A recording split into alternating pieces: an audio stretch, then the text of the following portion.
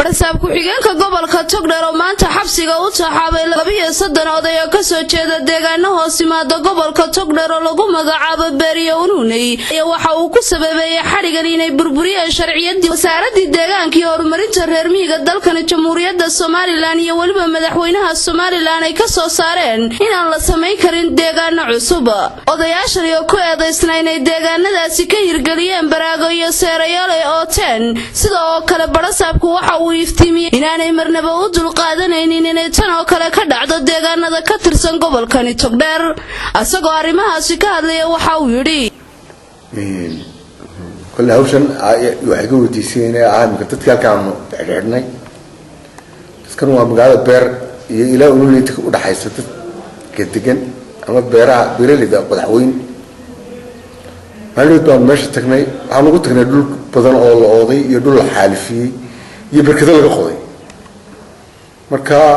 وحاولوا تعاني إنه بركض سوء عصمه مركا حاولوا تكنا بركض بيسنو ده معذبة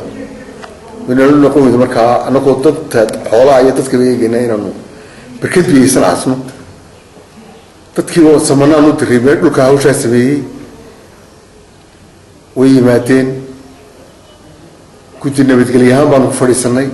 وحرين أنا قلت أنا إن أنت كلام دول سلوك هنا أو طايقو بقضه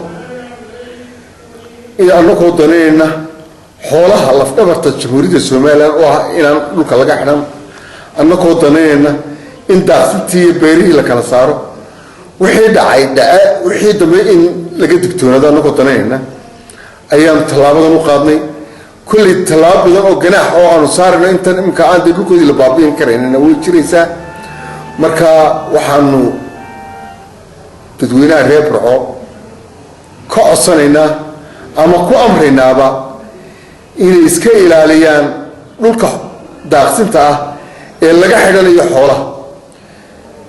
مدحوينا جمهورية الصومال أحمد محمود وريكتو كسو صاري وسارد الديجان كانوا وريكتي كسو صارتي قبل هان تيبا نفلينا مدحوينا يوسارده أي نفلينا إدنا وقتو قادم ما إنه نفك حوالين لقى حده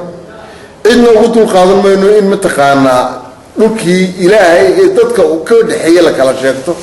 ونقول والله 10 كيلومتر 6 كيلومتر تهدو طلابة شرعية مكقاضينا طلابة ما أنو قادني 360 قف بانو إمكا أيام نسمى قوت الري 260 قف بانو 260 باحرم 260 كاحرم شنتي كلا نوان نبادي دونين وبليس بانو ترينا waxay taas tahay digniin aan u direyno burcoodan cid doonaysa wax oo to ama dhulka gaar u yeelato ayaan u direyno weeyaan marka waxaan ku boorinaynaa anoo baa halkan uga jeedinay Soomaali channel iyo saxaafadda kale la socotaba